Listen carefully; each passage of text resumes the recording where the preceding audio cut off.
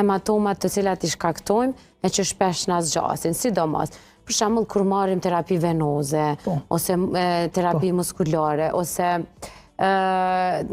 kur japim gjak, kur marrim gjak, çka do qoftë. Ndodh shpesh që prej një pike të vogël na bëhet hematom komplet krahu. A është shqetësues, a duhet me e përcjell, a mund të jetë ndonjë tromb aty?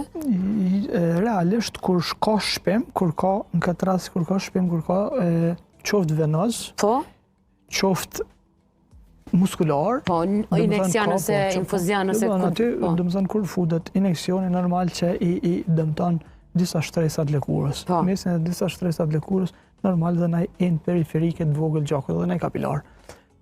Tashti kur dëmtohen kapilar dhe kur nuk bëhet ndaj shpim adekuat ndoshta, mandej hematoma krijohet në të kuptimin që ajo që e përmendëm në fillim të emisionit që do të një plasari